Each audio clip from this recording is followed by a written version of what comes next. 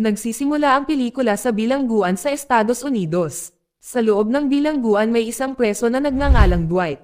Naghahanda siya dahil ngayon ang araw ng kanyang kalayaan sa loob ng 25 taon. Nakulong si Dwight dahil sa massacre sa isang gangster group na minsan din niyang ginawa. Siya ang kanang kamay ng pinakamalaking boss ng mafia sa Estados Unidos na nagngangalang Pete. Sa ilang sandali matapos na tuluyang makalaya si Dwight mula sa bilangguan at agad siyang nagtungo sa punong tanggapan ni Pete dahil wala ng pamilya si Dwight. Maya-maya ay dumating si Dwight sa punong tanggapan ni Pete at agad siyang tinanggap. Sa sandaling iyon ay napakatanda na ni Pete at nasa mahinang kalusugan na. Ilang sandali matapos lumitaw ang anak ni Pete na nagngangalang Charles. At ipinaliwanag kay Dwight na ang lahat ng negosyo ng kanyang ama ay kinuha na ngayon ni Charles dahil si Pete ay matanda na. Si Charles din ay may bagong kanang kamay na nagngangalang Vince. Kaya imposibleng kunin niya si Dwight bilang kanyang kanang kamay. Subalit iginagalang pa rin ni Charles ang sakripisyo ni Dwight na makulong ng 25 taon. Kaya balak niyang ipadala si Dwight sa isang malayong lungsod na pinangalanang Tulsa. Sa lungsod na iyon kailangan niyang kontrolin ang lungsod at mangolekta ng mga buwis mula sa lahat ng mga nagbebenta ng droga. Nang marinig itong tumanggi si Dwight dahil sa hindi direktang paraan na kailangan niyang simulan muli. Nang makita niya ang walang galang na ugali ni Dwight, si Vince ay pinaalis siya. Ngunit mabilis na pinatumba siya ni Dwight. Pagkatapos noon ay humingi ng tawad si Pete kay Dwight at ipinaliwanag niya na nagbago na ang lahat at hindi na tulad ng dati niyang panahon. Hiniling ni Pete kay Dwight na sundin na lang lahat ng utos ni Charles. Dahil ang mahalaga ay may trabaho pa si Dwight. Kaya pumayag si Dwight na ilagay siya sa City of Tulsa. Hindi nagtagal pagkarating ni Dwight sa Tulsa at agad na pumara ng taxi para pumunta sa apartment na magiging bago niyang tahanan. Sa sandaling iyon na narinig niya ang isang pag-uusap kasama ang isang taxi driver na nagngangalang Tyson. Habang naglalakbay ay nagpatuloy sila sa pakikipag-usap. Dahil si Tyson ay napakakaaya-aya at palakaibigan. Pagkatapos noon ay hindi sinasadyang napansin ni Dwight ang isang coffee shop na may logo ng dahon ng cannabis sa pinto nito at agad niyang tinanong si Tyson tungkol sa tindahan. Ipinaliwanag ni Tyson na isa nga itong coffee shop, ngunit nagtitinda din sila ng marijuana. Pagkarinig nito ay hiniling ni Dwight kay Tyson na maghintay sa labas habang siya ay papasok upang makita ang may-ari ng shop. Pagkapasok ay magalang na pinakiusapan ni Dwight ang isa sa mga empleyado na tawagan ang kanilang amo. Subalit tumanggi ang empleyado, pinalayas siya dahil hindi tinatanggap ng shop ang mga estranghero. Mahinahong lumabas si Dwight at kumuha ng thermos sa taxi ni Tyson saka muling pumasok at hinarap ang mga parokyano. Kalaunan ay narinig ng may-ari ng shop na nagngangalang Body ang kaguluhan at nagmamadaling lumabas. Nang mga sandaling iyon ay agad na niyaya ni Dwight si Body na magkaroon ng isang pribadong pag-uusap. Kung saan ipinaliwanag niya na siya ang kanang kamay ng pinakamalaking grupo ng mafia sa Estados Unidos na pinamumunuan ngayon ni Charles. At ang kanyang gawain sa Tulsa ay mangolekta ng mga buwis mula sa lahat ng mga nagbebenta ng droga. Kabilang si Body na tila kailangan nilang magbayad ng 20% ng kanilang lingguhang kita at bilang kapalit ay magbibigay si Dwight ng proteksyon mula sa mga gangster na FBI o anumang naaangkop na batas. Nang walang mapagpipilian at sumang-ayon na sumunod sa sinabi ni Dwight at agad na nagbayad ng 20% na buwis sa kabuuan ng lahat ng kanyang kita para sa linggong ito. Pagkatapos noon bumalik si Dwight sa taxi at inalok si Tyson na maging personal driver niya na may medyo mataas na bayad. Nang walang pag-aalinlangan ay agad niyang tinanggap ang alok kaya opisyal na siyang naging personal driver ni Dwight mula ngayon. Pagkatapos noon ay hinatid ni Tyson si Dwight sa kanyang apartment. Nang gabing iyon ay pumunta si Dwight sa isa sa mga nightclub sa Tulsa kung saan nilapitan niya ang ilang bisita at gayon din ang may-ari ng club na nagngangalang Keller. Kinabukasan bumalik sina Dwight at Tyson sa coffee shop ni Body. Si Dwight pagkatapos ay nagtanong kung saan ni Body nakuha ang dahon ng marijuana na lagi niyang ibinebenta. Nang marinig ang sagot ni Body, na nakuha niya ang mga dahon mula sa isang kakilalang magsasaka na nagngangalang Jimmy. Dahil mayroon siyang 12-dosenang ektarya ng mga taniman ng marijuana. Hiniling ni Dwight na ipakilala siya kay Jimmy. Maya-maya ay bumalik si Dwight sa nightclub ni Keller. Sa pagkakataong ito ay nakilala niya ang isang babae na nagngangalang Anna at nagpakilala. Hindi nag-iisa si Anna noong mga oras na iyon dahil nakikipag-party siya kasama ang kanyang mga kaibigan sa nightclub. Pagkatapos noon ay inanyayahan si Dwight na sumama sa kanila at sabay silang nagsalo. Pagkatapos ng party lumabas na interesado si Dwight kay Anna. Kaya niyaya niya itong magpalipas ng gabi sa apartment nito. Nagkataon na interesado din ito kay Dwight at tinanggap ang imbitasyon. Kinaumagahan ay nakitang nagising sina Anna at Dwight mula sa kanilang pagtulog. Pagkatapos noon ay mabilis na nagpaalam si Anna dahil kailangan niyang magtrabaho. Sa ibang pagkakataon ang FBI team sa Tulsa ay nakitang nagpupulong. Sa sandaling iyon ay pinag-uusapan nila ang tungkol kay Dwight na naging convict sa loob ng 25 taon.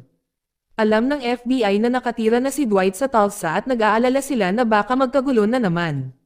Sa meeting na iyon nandoon si Anna, isa pala siyang FBI agent. Kinabukasan ay na-curious pa rin si Anna kay Dwight, kaya agad siyang nakipag-ugnayan sa kanyang kasamahan sa FBI para magtanong tungkol sa detalyadong impormasyon tungkol kay Dwight. Ang kasamahan ni Anna pagkatapos ay ipinaalam sa kanya na si Dwight ay dating kanang kamay ng pinakamalaking mafia boss sa New York City na si Pete. Bukod pa rito ay si Dwight ay kilalang kilala sa pagiging napakalupit sa sinumang magtaksil sa kanya. Habang si Charles ay binisita ni Vince kung saan humingi siya ng pananagutan dahil sa suntok mula kay Dwight kahapon, na nagdulot ng matinding pinsala sa kanyang panga. Sa kabilang banda si Dwight at Tyson ay bumibisita kay Bodhi upang mangolekta ng lingguhang buwis, kung saan hiniling din niya kay Bodhi na dalhin siya kay Jimmy ang magsasaka na nagsupply ng mga dahon ng marijuana. Ngunit abala si Bodhi sa sandaling ito at nangakong dadalhin si Dwight mamaya kapag siya ay libre na. Makalipas ang 2 oras ay nakatanggap si Dwight ng tawag mula kay Charles na humiling kay Dwight na magbayad ng $50,000 bilang kabayaran para kay Vince para sa pinsala. Buti na lang pumayag si Dwight at pinakiusapan si Charles na ibawas ang kabayaran sa kanyang sweldo. Sa hapon nang si Dwight ay nasa kanyang apartment ay bigla siyang binisita ni Anna. Nang mga sandaling iyon ay hindi alam ni Dwight na siya ay isang agent ng FBI. Habang binisita ni Anna si Dwight, tinanong niya ang dahilan kung bakit siya nandito sa Tulsa. Si Dwight pagkatapos ay ipinaliwanag na siya ay nasa bakasyon lamang na nag-e-enjoy sa kanyang pagre-retiro. Pagkatapos dinala ni Bodhi si Dwight kung saan si Jimmy. Magiliw na tinanggap ni Jimmy si Dwight. Sa sandaling iyon ay nag-alok siya ng pakikipagtulungan kay Jimmy kung saan ipapamahagi niya ang lahat ng harvest sa buong Tulsa. Nangako rin si Dwight na bibigyan si Jimmy ng proteksyon mula sa anumang bagay kung pumayag siyang magtrabaho kasama niya. Kalaunan ay pumayag si Jimmy sa gusto ni Dwight. Kinabukasan binuksan ni Dwight ang kanyang laptop para hanapin ang kinaroroonan ng kanyang asawa at anak na babae. Ilang sandali lamang matapos na mahanap ni Dwight ang address ng kanyang anak mula sa social media. Nakuha din ni Dwight ang kanyang numero ng telepono at agad na tinawagan ang numero. Nang makakonekta si Dwight ay mabilis na humingi ng paumanhin at ipinahayag kung gaano siya nangungulila sa kanyang anak. Subalit agad na ibinaba ng kanyang anak ang tawag ng mapagtantong ama nito ang tumatawag. Sa mga sandaling iyon ay napatahimik na lamang si Dwight, dahil ayaw siyang makita ng kanyang anak. Sa kabilang banda si Anna at iba pang mga FBI team ay kasalukuyang nakapaligid sa bahay ng isang terorista. Ang FBI team ay humiling sa terorista na sumuko. Nangako na pagaanan ang kanyang parusa. Gayunpaman ang terorista ay tumanggi at sa halip ay pinasabog ang kanyang sariling bahay. Samantala si Dwight at Tyson ay nangongolekta ng buwis sa coffee shop ni Bodhi. Ng mga sandaling iyon ay naging curious si Dwight dahil hindi pangkaraniwang siksikan ang shop ngayon. Si Dwight saka pumunta sa likod para makipagkita kay Bodhi at tinanong kung bakit abala ang coffee shop. Paliwanag ni Bodhi na nag-host sila ng isang party na nagtatampok ng bagong variant ng gamot na gawa sa nitrous oxide gas. Ang produkto ay itinuring na ligtas dahil nilalanghap ito gamit ang mga lobo, na ginagawang mas maliit ang posibilidad na makaakit ng hinala ng mga pulis. Nang malaman ito, may ideya si Dwight na ibenta ang produkto sa isang music concert para kumita ng mas malaking pera. Ipinangako rin niya na mag-aambag sa kapital para bilhin ang produkto hanggat ang mga kita ay nahahati ng pantay-pantay. Sa kalaunan ay tinanggap ni Bodhi ang panukala ni Dwight. Gayunpaman kailangan nilang planuhin ang kanilang diskarte bago magpatuloy. Sa gabing iyon ay pumunta si Dwight sa nightclub ni Keller at hinikayat si Keller na samahan siya sa pagbebenta ng bagong variant ng droga sa nalalapit na music concert. Inalok niyang bayaran si Keller ng doble kung pumayag siyang sumali. Sa huli ay agad na tinanggap ni Keller ang alok ni Dwight. Kinabukasan nagpunta si Dwight para mag-renew ng kanyang driver's license dahil ang dati niyang lisensya ay nag-expire. Ngunit habang kinukuha niya ang driving test sa highway, bigla siyang inatake ng hindi kilalang sasakyan. Mabilis na hinabol ni Dwight, sa kasamaang palad ay nagawang makatakas ng kalaban. Ilang sandali matapos dalhin si Dwight sa police station para sa interogasyon hinggil sa kamakailang insidente ay hinala ng pulis, si Dwight ang sanhi ng gulong ito. Kung isasaalang-alang na siya ang dating kanang kamay ni Pete ang pinakamalaking mafia boss sa Amerika. Gayunpaman ay nanumpa si Dwight na wala siyang ginawang mali at sa pangyayaring iyon ay iginiit niya na siya ay biktima. Ngunit hindi madaling nakumbinsi ang mga pulis na pinigil pa rin siya. Pagkalipas ng 2 oras, binisita ni Anna si Dwight na nagulat nang malaman na siya ay isang agent ng FBI. Subalit hiniling ni Anna kay Dwight na manatiling kalmado. Dahil nandoon siya upang palayain siya. Kalaunan sa tulong niya ay pinalaya si Dwight, bilang isang kilos ng pasasalamat inimbitahan ni Dwight si Anna sa hapunan. Habang sa hapunan ikinwento ni Dwight ang kanyang nakaraan kay Anna kasama ang pagiging isang dating convict at ang karapatan at tao ni Pete. Pagkatapos ay inimbitahan ni Dwight si Anna pabalik sa kanyang apartment at nag-enjoy sila sa kanilang intimate moment. Kinabukasan ay nakipag-ugnayan si Dwight kay Charles at sinabi sa kanya ang tungkol sa pag-atake kahapon. Pinaghihinalaan niyang ang umatake ay si Vince subalit sinabi ni Charles na si Vince ay hindi kailanman lumayo sa kanya. Pagkatapos noon ay pumunta si Dwight sa hospital upang bisitahin ang driving instructor na binaril kahapon. Si Dwight ay hinabot ang isang envelope na naglalaman ng pera sa instructor na humihiling sa kanya na i-trace ang plaka ng sasakyan na sumalakay sa kanila. Bagaman hindi pa ganap na gumaling ang mga sugat ng instructor dahil binigyan siya ng isang sobre ng pera pumayag ang instructor na i-trace ang plaka. Nang makuha ang mga resulta ilang sandali ay ibinigay na ng instructor ang address ng sasakyan na ginamit sa pamamaril kay Dwight. Kaya agad nilang pinuntahan ni Tyson ang address na iyon. Subalit pagdating ni Dwight ay nakita na lamang ni Dwight na nasunog ang sasakyan. Pagkatapos nito naghanap sila sa loob ng sasakyan hanggang sa aksidenteng nakakita ng punit na tela na may logo ng Ranzo mula sa Tulsa. Mabilis na pumunta si Dwight sa kinaroroonan ng Ranzo dahil sigurado siyang ang umatake sa kanya kahapon ay ang may-ari ng Ranzo. Pagdating ni Dwight piniling manatili sa kotse na naghihintay para bumalik ang may-ari ng Ranzo.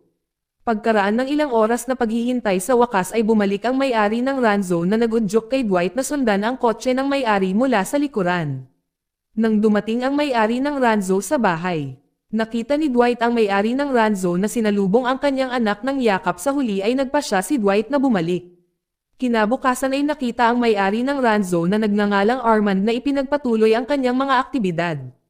Habang papasok siya sa bahay biglang lumapit si Dwight mula sa likuran at tinutukan siya ng baril.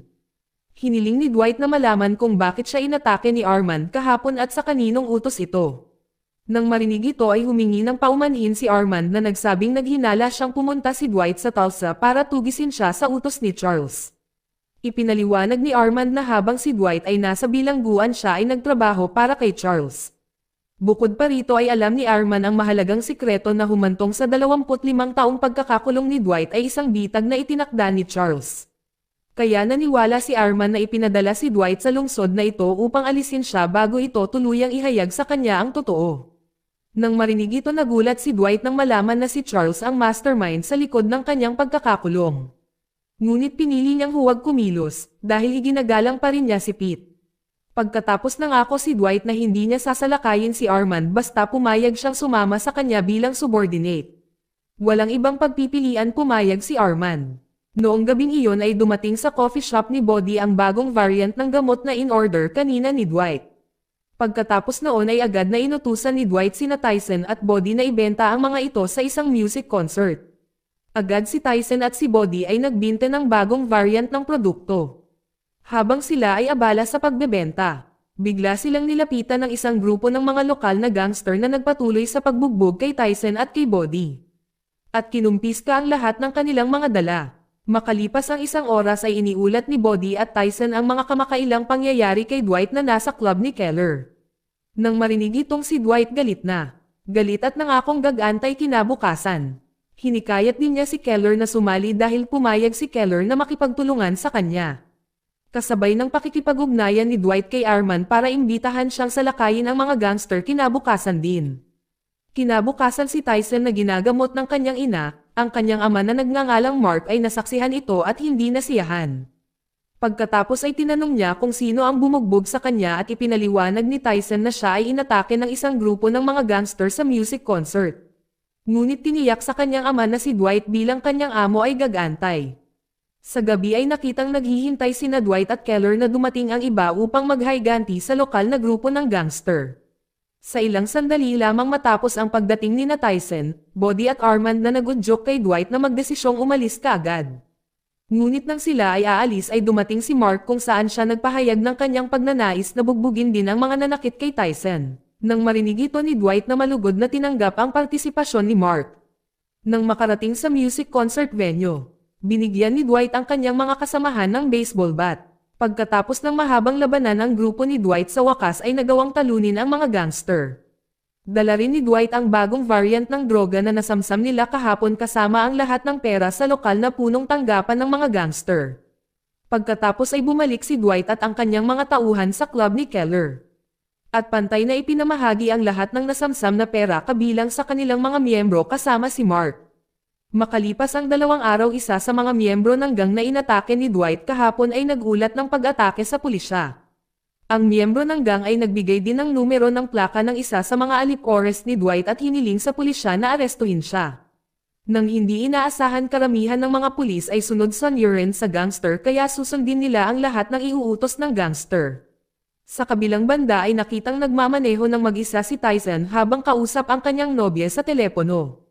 Subalit bigla siyang hinarang ng pulis dahil sa plakang ibinigay ng miyembro ng gang. Agad na inaresto ng mga pulis si Tyson at dinala sa istasyon. Pagdating ni Tyson sinubukang tawagan si Dwight para humingi ng tulong ngunit sa kasamaang palad ay hindi aktibo ang numero nito. Kaya kinailangang makulong pansamantala si Tyson sa istasyon ng pulis.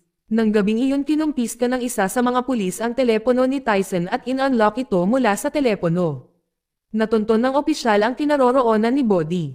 Kinabukasan ay pinalaya si Tyson ngunit plano pa rin ng mga pulis na kunin ang kanyang telepono. Samantala si Body ay tila nahuli na rin ng ibang mga pulis. Sa kabilang banda, si Charles ay kasalukuyang nasa hospital dahil ang kanyang ama ay nakoma. Pagkatapos ay nakipag-ugnayan si Charles kay Dwight at hiniling sa kanya na pumunta sa hospital sa New York.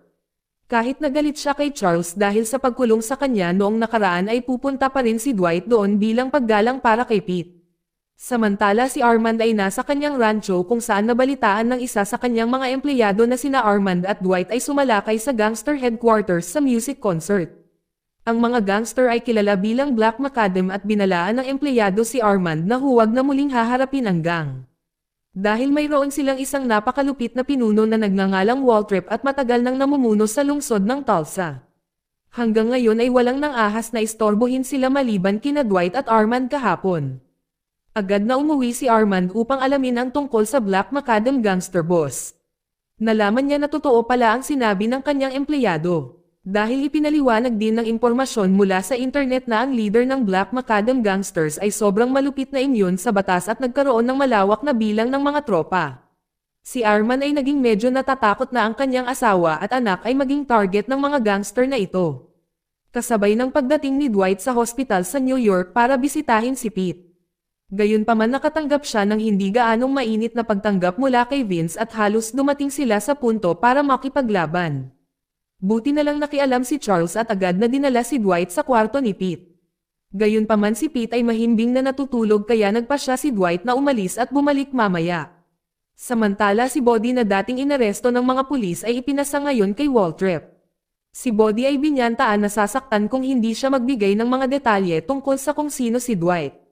Kalaunan ay ipinaliwanag niya na si Dwight ay ipinadala ng New York mafia boss na nagngangalang Charles. Ang layunin niya doon ay kunin ang Tulsa at mangolekta ng mga buwis mula sa bawat dealer sa lungsod. Nang marinig ito na nangako na hinding-hindi niya hahayaan na mangyayari ito, dahil ang tanging maaaring mamuno sa Tulsa ay siya lang. Pagkatapos si Waltrip ay nag-utos sa 2 tiwaling pulis na kanyang alipores na ihatid pa uwi si Body. Habang si Dwight na nasa New York City pa, noong mga sandaling iyon ay bigla niyang naalala ang kanyang anak na babae na nakatira sa New York. Kaya naglaan muna si Dwight ng oras upang hanapin ang kanyang address. Hindi nagtagal matapos na maabot ni Dwight ang address at dumiretso sa kanyang anak na babae na nagtitinda ng mga bulaklak sa oras na ito. Nang makita ang kanyang ama na dumating, ang anak na babae ni Dwight ay tila ayaw makita ang ama. Agad namang humingi ng tawad si Dwight dahil iniwan niya siya dahil sa kanyang pagkakulong. Sa mga sandaling iyon nangako rin si Dwight na hindi na mauulit ang mga ganoong aksyon. Basta't tatanggapin siya ni Tina ang kanyang anak bilang kanyang ama. Si Tina sa wakas ay ipinaliwanag niya na hindi naman talaga siya galit sa kanya ngunit na trauma siya dahil ang isa sa mga alipores ni Charles ay hinaras siya. Bilang isang resulta pinili ni Tina na huwag makipag-ugnayan sa mafia kasama na ang kanyang sariling ama. Si Dwight ay galit nang marinig ito at agad na tinanong kung sino ang gumawa nito. Tinanong din niya kung bakit hindi pa sinabi ni Tina sa kanya. Si Tina sa kasinagot na ang tao ay si Nico na isa sa alipores ni Charles. Hindi na nagkaroon ng pagkakataon si Tina na sabihin kay Dwight dahil kinabukasan ng insidente ay bigla siyang naaresto at nakulong. Sa huli naunawaan ni Dwight kung bakit siya kinulit ni Charles at ipinadala sa bilangguan ay upang pagtakpan ang kasong ito. Mabilis na pumunta si Dwight sa punong tanggapan ni Charles upang hanapin si Nico. Pagdating ni Dwight agad niyang inatake si Nico hanggang sa siya ay mapatay. Nang makita itong si Charles ay mananatiling tahimik lamang na napagtatanto na ang pakikipaglaban kay Dwight ay mangangailangan ng higit pa sa 3 tao. Pagkatapos noon ay kalmadong umalis si Dwight nang walang sinasabi kay Charles. Makalipas ang ilang araw ay nagreklamo si Charles sa kanyang ama tungkol kay Dwight na pumatay kay Nico. Gayunpaman alam ni Pete na hinaras ni Nico ang anak ni Dwight ay itinuturing na patas lang kaya walang dapat managot. Gayunpaman pinilit pa rin ni Charles na alisin si Dwight, dahil naglakas loob siyang tanggalin ang kanyang pinakamagaling na alipores. Nang marinig itong si Pete ay nagalit at biglang sinampal si Charles. Pagkatapos ay sinabi niya na si Dwight ang kanyang pinakamahusay na kanang kamay sa lahat ng oras. Itinuturing niya siyang kanyang sariling kapatid. Kaya pinaalalahanan ni Pete si Charles na huwag nang mangahas na salakayin muli si Dwight kung gusto pa niyang ituring siya na kanyang anak. Sa sandaling iyon ay maaari lamang tumahimik si Charles, pinipigilan ang kanyang galit. Bago bumalik si Dwight sa Tulsa binisita niya ulit si Tina at sinabing wala na si Nico at ngayon maayos na ang lahat. Tinanong ni Tina kung bakit ginawa iyon ni Dwight, alam niyang lilikha lamang ito ng mga bagong problema. Iginiit ni Dwight na, ginawa niya ito dahil sa pagmamahal niya kay Tina at wala siyang pakialam kahit hulihin pa siya ni Charles. Nang narinig ito agad na lumambot ang puso ni Tina at mula ngayon ay napagtanto na rin niya kung gaano na minahal siya ng kanyang ama. Ilang sandali lamang matapos dumating si Dwight sa Tulsa at agad na sinundo siya ni Tyson. Pagkatapos ay ikinwento niya kung paano siya at si Bodhi ay inaresto ng pulisya dahil sa pag-atake nila sa gangster. Sinubukan din ni Tyson na makipag-ugnayan kay Dwight ng ilang beses ngunit hindi aktibo ang kanyang numero. Nang marinig ito ay agad siyang humingi ng tawad dahil gumamit siya ng bagong numero ng telepono habang nasa New York. Pagkatapos noon ay hiniling ni Dwight kay Tyson na dalhin siya sa club ni Keller upang pag-usapan ng mas seryoso ang isyong ito. Pagdating ni Dwight kay Keller, tinanong siya kung alam niya ang tungkol kay Tyson at si Bodhi na inaresto ng pulis kahapon. Sumagot si Keller na alam niya at ito ay utos lamang ni Waltrip ang pinuno ng gang at saka si Bodhi ay dinukot at tinanong ni Waltrip na malaman ang impormasyon tungkol kay Dwight. Hiniling ni Dwight kay Keller na ayusin ang isang pulong kay Waltrip. Sa ilang sandali matapos makipagkita sina Dwight at Keller kay Waltrip sa pagkakataong iyon ay tinanong ni Dwight kung bakit inaresto ni Waltrip sina Tyson at Bodhi. Dahil unang umatake ang kanyang mga gangster sa music concert. Sumagot si Waltrip na ayaw niya na iba ang namamahagi ng droga sa kanyang teritoryo. Dahil siya ang namuno sa Tulsa, kaya kung gusto pa ni Dwight na magbinte ng mga kalakal na iyon ay kailangan muna niyang isumite sa kanya. Pagkarinig nito ay tumanggi si Dwight dahil walang makapag-utos sa kanya maliban kay Pete. Sa huli ay nagkainitan silang dalawa at Waltrip ay agad na pinaalis si Dwight sa kanyang pwesto. Sa kabilang banda ay naghuhugas ng pinggan si Tina. Pagkatapos noon ay narinig niya ang tunog ng kanyang telepono sa bahay. Ngunit nang sagutin ay biglang binyantaan ng tumatawag ang kanyang kaligtasan kasama ang kanyang anak at asawa. Nang narinig ito ay natarante si Tina at agad na nakipag-ugnayan kay Dwight at ikinwento ang kamakailang pangyayari. Nag-alala si Tina na ang misteryosong tumatawag ay maaaring si Charles na masama ang loob dahil tinapos ni Dwight ang kanyang mga alipores. Subalit hiniling ni Dwight na manatiling kalmado dahil malalaman niya kaagad ang tungkol sa misteryosong tumatawag. Tinawagan ni Dwight si Goody, isa sa mga tao ni Charles, at nagtanong kung sino ang tumakat kay Tina gamit ang phone. Sinabi ni Goody na hindi niya alam, at aalamin niya ito. Si Goody at Dwight ay matalik na magkaibigan bago pa man nakulong si Dwight. Makalipas ang isang oras si Goody ay humihingi ng permiso na pumunta sa Tulsa mula kay Charles. Subalit hindi niya ito pinayagan dahil natatakot siyang matrap ni Dwight si Goody. Hindi tulad ni Charles, si Pete na agad na nagsabi kay Goody na kumuha ng tiket at sumunod sa lahat ng iniutos ni Dwight. Natitiyak ni Pete na walang gagawing kakaiba si Dwight. Sa huli ay nag-impake kaagad si Goody para pumunta sa Tulsa. Sa kabilang banda si Dwight na nakikipag-usap kay Keller kung saan iminungkahi niya na palawakin ni Keller ang kanyang nightclub. Pero sa kalagitnaan ng pag-uusap ay biglang may lalaking umatake sa kanila, matapos ng sagupaan na talo ni na Dwight at Keller ang lalaki. Nalaman nila na miyembro ang lalaki ng gang na inuutusan ni Waltrip. Dahil dito galit na galit si Dwight at tila magsisimula na ang digmaan sa pagitan nila. Sa kabilang banda ay papasok na si Tina sa supermarket kasama ang kanyang anak, habang ang kanyang asawa ay piniling maghintay sa labas. Hindi nagtagal ay biglang binugbog ang kanyang asawa hanggang sa grabe ang sugat niya. Lumabas na ang bumugbog sa asawa niya ay si Charles. Dahil naghamon pa rin ito ng sama ng loob kay Dwight sa pagtapos kay Nico. Habang sina Dwight at Keller ay nakitang naglilibing sa katawan ng gang member na sumalakay sa kanila kanina. Ngunit bago ilibing ang katawan ay inutusan ni Dwight si Keller na kunin ang jacket ng namatay at ipapadala kay Waltrip. Makalipas ang ilang oras ay nakita si Waltrip sa headquarters. Hindi nagtagal dumating ang isa sa kanyang mga alipores na babae na may dalang kahon. Sinabi niyang nakita niya ang kahon sa harap ng pinto. Nang mabuksan ito ay ang jacket na pag-aari ng isa niyang alipores. Nagalit si Waltrip at nangakong aatakihin si Dwight ng mas malaking puwersa. Sa kabilang banda ay nasa hospital ngayon si Tina dahil sa pag-atake ni Charles sa kanyang asawa. Nakipag-ugnayan si Tina kay Dwight at sinabi sa kanya ang lahat, nang iminungkahi ni Dwight na dapat siyang lumipat sa Tulsa dahil ang New York ay tila hindi ligtas para sa kanyang pamilya. Kalaunan ay pumayag si Tina na lumipat sa Tulsa. Pagkatapos na medyo gumaling ang kanyang asawa, si Goody ay dumating sa Tulsa gaya ng hiniling ni Dwight. Si Dwight pagkatapos ay agad na nagtanong kung sino ang umatake sa kanyang manugang. Dahil siya ay sinalakay noong nakaraang gabi. Nang marinig si Goody ay nanumpa na hindi niya alam. Dahil siya ay abala sa pag-aayos ng kanyang tiket para pumunta sa Tulsa.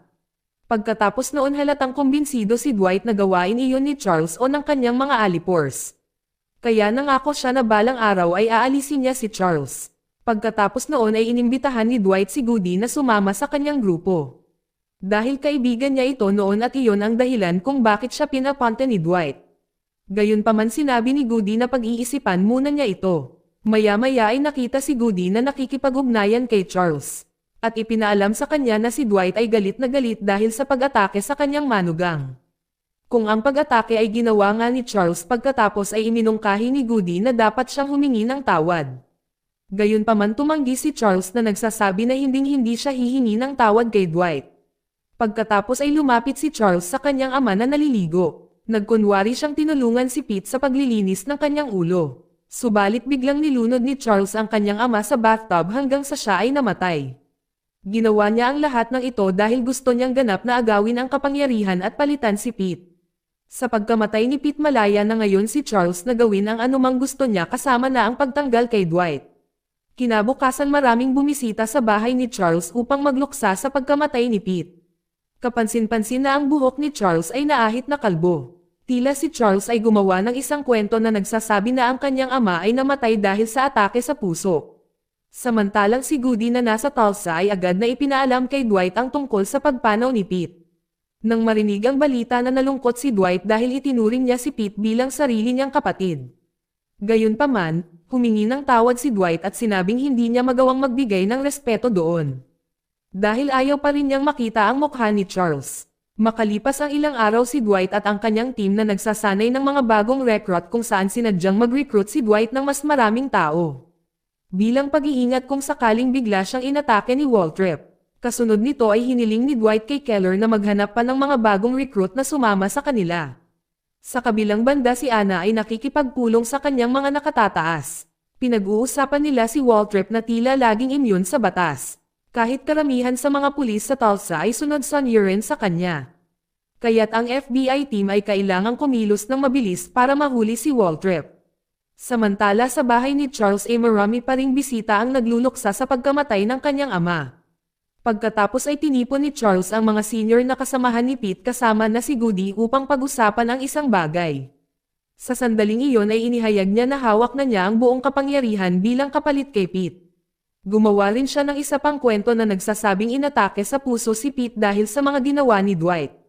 Kaya kinailangan nilang tugisin siya, ngunit isang matandang alipores ang sumagot na si Dwight ay hindi ordinaryong tao at ang kanyang kakayahan ay hindi dapat maliitin. Si Pete kahit na ituring si Dwight bilang isang kapatid kaya malabong matalo nila ito.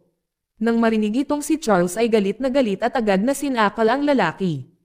Inulit ni Charles na siya na ang amo nila kaya kailangan nilang lahat sumunod sa utos nito. Sa kabilang banda ay ipinakilala ni Keller ang dalawang bagong miyembro kay Dwight. Ipinaliwanag nila na pareho silang bihasa sa hand-to-hand combat at baril. Dahil sila ay mga dating tauhan ng militar ng US. Si Dwight ay nasiyahan at agad na tinanggap silang dalawa. Kinabukasan nakita si Anna at ang FBI team na ni-raid ang headquarters ni Waltrip. Sa kasamaang palad si Waltrip ay wala roon. Kaya nakuha lang ni Anna ang ilan sa kanyang mga alipores. Bukod pa rito ay nakuha niya ang laptop ni Waltrip na naglalaman ng mahalagang data mula sa laptop. Nalaman ni Anna ang tungkol sa lahat ng iligal na negosyo ni Waltrip kabilang ang pagbebenta ng armas, drug trafficking at human trafficking. Sa ibang lugar isa sa mga tiwaling alipores ng pulis ni Waltrip ay nakikipag-ugnayan sa kanya upang ipaalam na ang kanilang lugar ay ni-raid ni Anna at ng FBI team.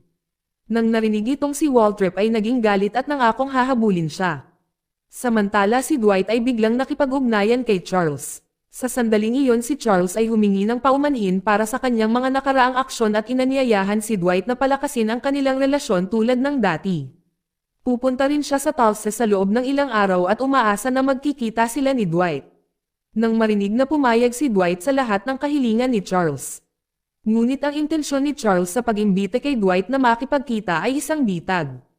Gayunpaman, hindi rin alam ni Charles na marami ng tropa si Dwight at malapit nang makontrol ang Tulsa. Nang gabing iyon ay binisita si Dwight ni Anna kung saan sinabi nito sa kanya na sinalakay niya at ng FBI team ang punong tanggapan ni Waltrip. Sa kasamaang palad, wala si Waltrip. Bago pa masabi ni Anna ang lahat, biglang dumating si Waltrip at inatake silang dalawa na nagresulta sa pagbaril kay Anna. Agad na dinala ni Dwight si Anna sa hospital. Kinabukasan ay nakita si Dwight na tinanong ng FBI patungkol sa pagbaril kay Anna.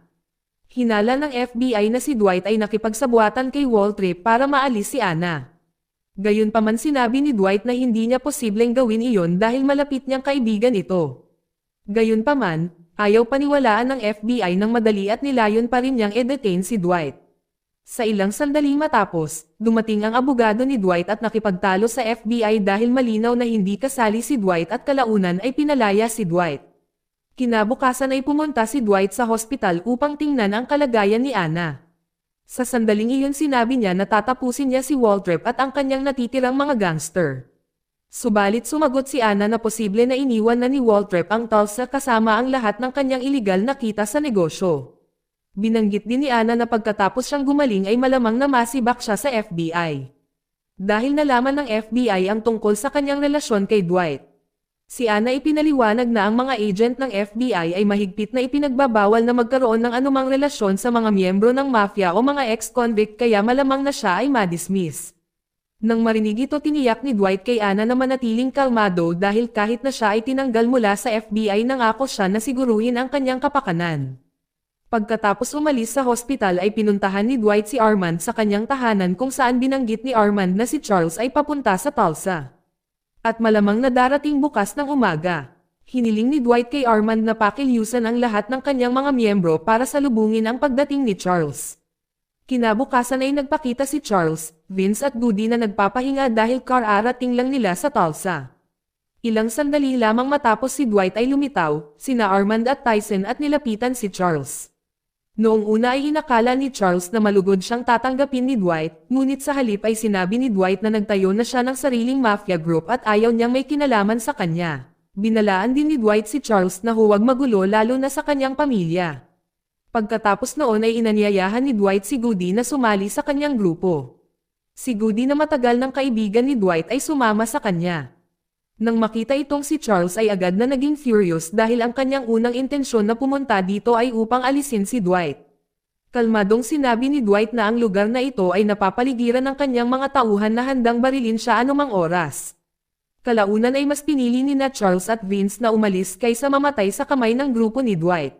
Sa ibang lugar si Waltrip ay nakita na pinagsasama-sama ang lahat ng kanyang natitirang alipores.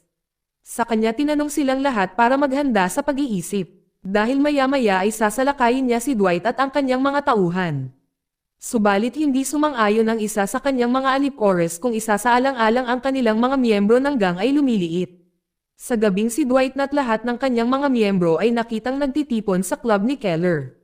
Kung saan ipinakilala rin ni Dwight si Goody bilang bago niyang miyembro at umaasa silang lahat ay magkadikit at protektahan ang isa't isa. Ayaw ni Dwight na may traidor sa kanyang mga miyembro. Dahil kapag nangyari iyon ay aalisin niya ang traidor. Pagkatapos noon ay ipinaliwanag ni Dwight na ang natitira nilang kalaban ay ang gang na pinamumunuan ni Waltrip. Kung nagawa nilang talunin ang grupo ni Waltrip, sila na lang ang mafia group na may kontrol sa Tulsa. Kinabukasan ay hiniling ni Dwight kay Bodhi na i-hack ang laptop ni Waltrip na ngayon ay nasa kamay ng FBI. Sinadyang agawin ni Dwight ang lahat ng kanyang data sa negosyo. Matagumpay na hack ang laptop ni Waltrip ng madali at hindi lamang kinuha ang data ng negosyo ni Waltrip kundi naubos din ang kanyang ipon na nagkakahalaga ng milyon-milyong dolyar. Samantala si Waltrip na napagtanto na naubos ang kanyang ipon ay labis na galit na galit. Sa kabilang banda si Anna na nasa hospital pa ay nakatanggap ng liham mula kay Dwight na humihiling sa kanya na suriin ang kanyang balanse sa bangko. Nang buksan niya ito nagulat siya nang malaman na pinadalhan siya ni Dwight ng $1,000,000. Ang perang ito ay ang resulta ng pag-hack sa savings ni Waltrip. Sinadya niyang ibigay sa kanya kung iisipin na matatanggal siya sa FBI. Isang gabi ay nakitang nagtitipon ang grupo ni Dwight sa club ni Keller. Ilang sandali lang matapos nilang marinig ang tunog ng mga motorsiklo na papalapit at ito pala ay si Waltrip at lahat ng kanyang alipores. Agad na inutusan ni Dwight ang kanyang mga tauhan na maghanda na humahantong sa isang matinding labanan. Sa huli ay nagawa ni Dwight na tanggalin si Waltrip at ngayon ang grupo ni Dwight ang naging nag-iisang pinuno ng Tulsa at wala nang maglalakas loob na mangistorbo sa kanila. Makalipas ang ilang araw si Dwight ay nakitang nakikipaglaro sa kanyang apo. Dahil lumabas na si Tina at ang kanyang pamilya ay nanirahan na ngayon sa Tulsa kasama si Dwight. Sa sandaling ito ay sinimulan din ni Tina na tawagin si Dwight na ama. Pagkatapos ng dekadong hindi narinig ang titulong iyon. Nang gabing iyon si Dwight at ang lahat ng kanyang mga miyembro ay nagdaraos ng victory party sa nightclub ni Keller. Ang party na ito ay nagsilbing pagbubukas din ng nightclub ni Keller na inayos ni Dwight pagkatapos niyang mag-invest dito. Si Dwight ay masayang-masaya dahil ngayon siya ay naging nag-iisang pinuno o mafia king sa lungsod ng Tulsa. Hindi nagtagal ay nakatanggap si Dwight ng balita na may naghihintay sa kanya na babae sa labas. Nang lumabas si Dwight ay si Anna pala ito kaya agad niya itong niyaya sa loob. Ngunit hindi nagtagal ay biglang dumating ang mga pulis at FBI at agad na hinuli si Dwight. Tila lahat ginawa ni Anna na ayaw niyang matanggal sa FBI. Kaya pinili ni Anna na magtaksil sa pamamagitan ng pag-uulat ng lahat ng mga krimen ni Dwight sa FBI. Pagkatapos noon ay inaresto si Dwight ng pulis nang walang pagtutol sa kaisinakay sa kotse. Ngunit bago umalis ay nagawa niyang sabihin kay Anna na hindi ito ang katapusan ng lahat kundi ang simula pa lamang. Dito nagtatapos ang series. Salamat sa panonood kaibigan.